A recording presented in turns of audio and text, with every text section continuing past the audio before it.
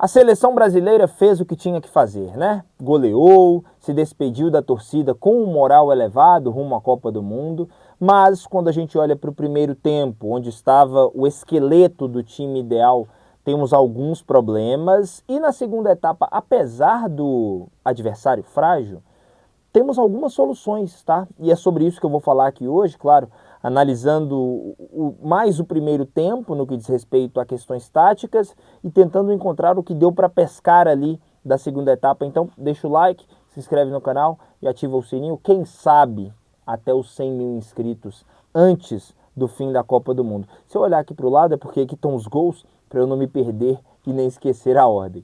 Mas a seleção brasileira entrou ali com o esqueleto do que deve ser a equipe ideal, né? Sem os dois zagueiros, Marquinhos e Gabriel Magalhães foram o Léo Pereira e o Bremer os titulares e o Luiz Henrique na ponta direita. O Gabriel Martinelli não está, ele é ponta esquerda, eu acho que ele vai ser titular. Mas nessa troca aí, o Rafinha foi para lá para a esquerda e o Luiz Henrique ficou na ponta direita. O que acontece? O Brasil saiu muito cedo na frente do placar, né? O Vinícius Júnior faz um golaço, 59 segundos.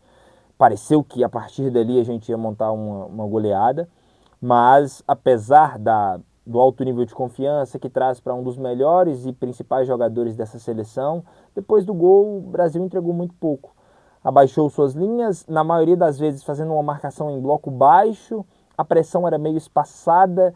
Eu não gosto da forma como essa seleção pressiona, tá? Porque quando consegue fazer uma pressão ok, deixa a retaguarda muito baixa. Então, um passe vertical, um lançamento, quebra a primeira linha de marcação e a seleção fica muito exposta. E eu vou falar mais sobre essa questão de ficar exposta à seleção brasileira. Mas ficou muito passiva, deixando que o Panamá jogasse, tanto que termina-se o primeiro tempo com o Panamá com mais posse de bola que a seleção brasileira, mais finalizações a gol. Então, assim, foi um primeiro tempo bem abaixo mesmo, da seleção brasileira, quase que entregando o domínio à seleção panamenha. O que talvez contra seleções grandes funcionem, tá?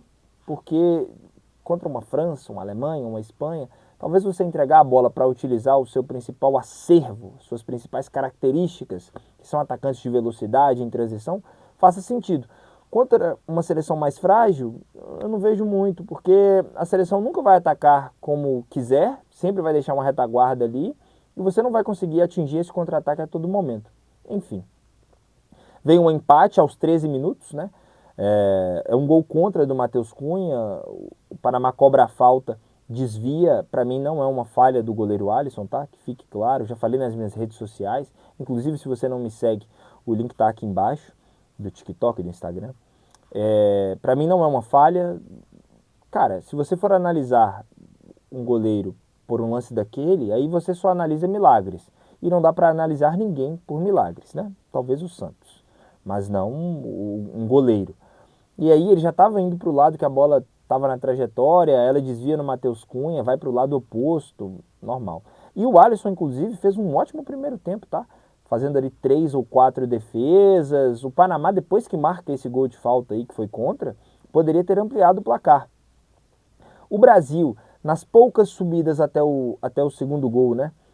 Eu acho que está deixando muito exposto, porque faz parte e é bom que Bruno Guimarães e Casemiro participem do momento ofensivo. O segundo gol sai dessa forma, uma bela jogada do Vinícius Júnior, que chuta para a área, eu acho que ele mais chuta do que cruza, mas enfim, o Casemiro vem de cabeça e marca. Pontos positivos, né, de você ter dois volantes ali que sobem bastante. Mas quando o Panamá roubava a bola, e olha que eu estou falando do Panamá, né, ficava muito espaço de campo aberto. Se a gente estivesse enfrentando uma seleção mais qualificada, eu acho que poderíamos ter sofrido muito mais mesmo.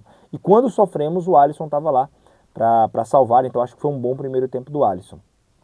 Bremer e Léo Pereira têm certas dificuldades, né, na saída de bola, não são Marquinhos e Gabriel Magalhães, eu acho que o degrau é um pouco mais alto. Wesley nos seus momentos de ataque funciona, mas além disso acho que fica muito pouco da marcação. O Alexandro em um ritmo abaixo eu também achei. E aí o retorno é pouco, né? Matheus Cunha se entrega muito, Rafinha também, mas Luiz Henrique e Vinícius Júnior um tom abaixo nesse recuo, que eu acho muito importante se forem esses 4 os principais titulares, sem o Neymar e sem um camisa 9 de ofício. Aí a gente vai para o segundo tempo e tem uma troca completa. E por isso que minha análise taticamente, ela se encerra aqui. Porque eu acho que o que a gente viu que a seleção brasileira pode ser é o primeiro tempo, dentro do esquema ideal. Porque você vai melhorar a sua saída de bola ali com os dois zagueiros titulares, e é isso, talvez um Martinelli que ajude ainda mais, né, a volta, e aí vai ser só o Vini que vai ficar sem ajudar, porque eu acho que o Rafinha não é banco nesse time de jeito algum. Então você vai ter um retorno maior, mas a recomposição brasileira, a recomposição defensiva da seleção é fraca.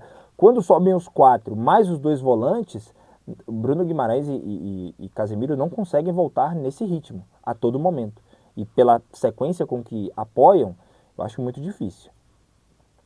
Contra uma seleção mais qualificada, eu acho que poderíamos ter sofrido segundos e terceiros gols, tá? Aí vem o segundo tempo e ele troca todo mundo, né? Ele só mantém o Léo Pereira, que depois vai sair também, né?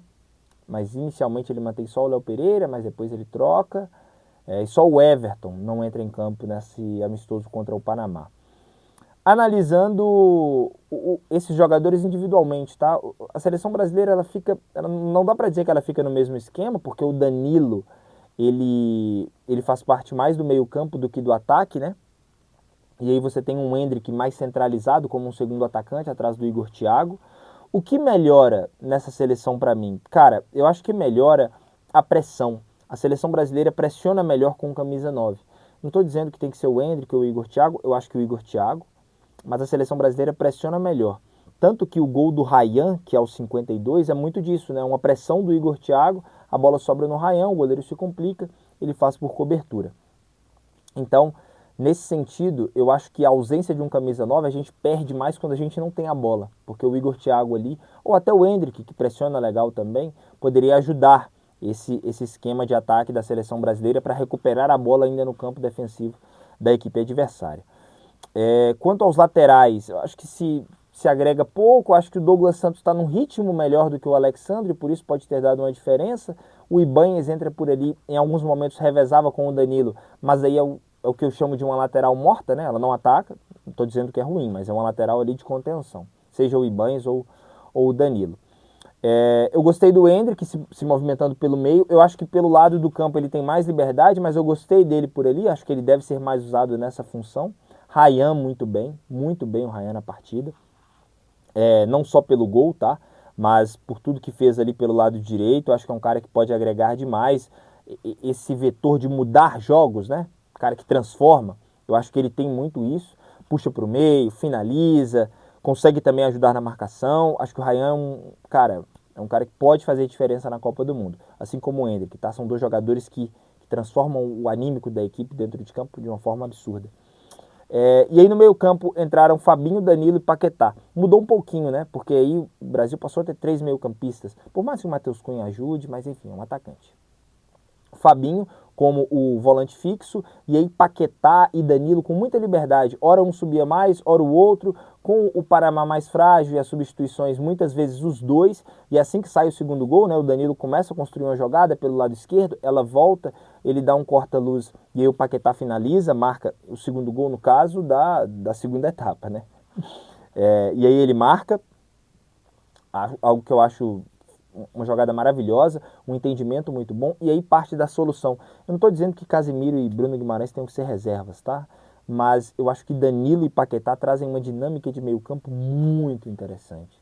Talvez manter o Casemiro, tirando o Matheus Cunha e deixando Danilo e Paquetá, cara, talvez o Bruno Guimarães no lugar do Paquetá, mas é que o Paquetá tem uma dinâmica muito mais rápida do que o Bruno Guimarães, né? Um toque passa, uma rodagem no meio campo, e o Danilo vive um momento sensacional, né? A capacidade de entendimento de jogo, de acelerar a partida, e hoje mais uma vez fez também um golaço que foi o último, né? Mas aí o Igor Thiago faz um gol de pênalti, um pênalti muito bem marcado, função dele, né? É ele mesmo que sofre, ele dá uma caneta belíssima, belíssima, e depois sofre o pênalti, ele mesmo bate. Acho que é isso, é bom ter um cara como esse, né, com tanta confiança na marca penal. E por último o Danilo, um lançamento que ele recebe dentro da área, aí, como um camisa 9 mesmo, tá? Muito talento, deixa o zagueiro no chão e marca o 6º gol da seleção brasileira. Então, de soluções eu acho que é isso.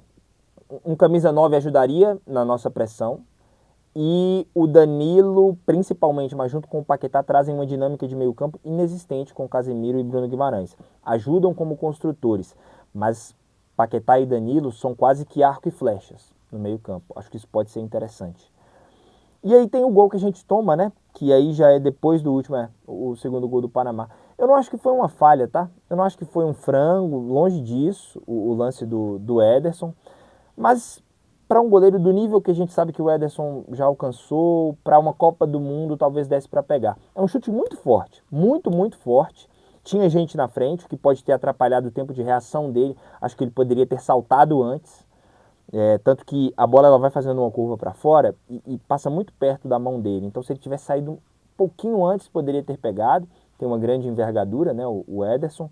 Mas eu não considero falha. Assim, em uma quarta de final de Copa do Mundo, é aquele tipo de defesa que para você ser campeão do mundo, ela precisa acontecer. Eu acho que o Alisson faria a defesa, mesmo voltando de lesão. Além de, para mim, ele estar um degrau acima do Ederson, eu acho que o momento também, pelo primeiro tempo que ele fez, eu acredito que ele poderia pegar essa bola. Mas o Ederson é um goleiro reserva, enfim, calma. Eu não acho que foi uma falha, mas é um lance que, numa Copa do Mundo, talvez seja necessário que o goleiro pegue. E eu acho que o Alisson pegaria, o Ederson não. Então, análise de goleiros, eu acho que é isso aí. O Ederson teve uma outra saída lá muito esquisita de cabeça, ele cabeceia para cima, depois consegue recuperar, mas enfim. Acho que é para ficar de olho. Deixa claro que assim, a gente tem um grande goleiro que está em uma fase, que é o Ederson, e tem o Everton, que assim, está um degrau abaixo por mais confiança que passe. Então é para ficar de olho. Acho que é um sinal de alerta. Não é uma falha, não é um frango, mas é um sinal de alerta, porque para ser campeão mundial você precisa de defesas desse tipo. E o Ederson talvez nesse momento não possa entregar. É isso, meu povo. Vamos ver como será contra o Egito. Eu gostaria de ver algumas mudanças, tá? Gostaria de ver, talvez um Danilo como titular, um Igor Thiago, para ver as variações que essa seleção brasileira pode entregar. Quero saber sua opinião, deixa aqui nos comentários, não esquece se chegou até aqui de deixar o like, ativar o sininho e se inscrever no canal. Fui!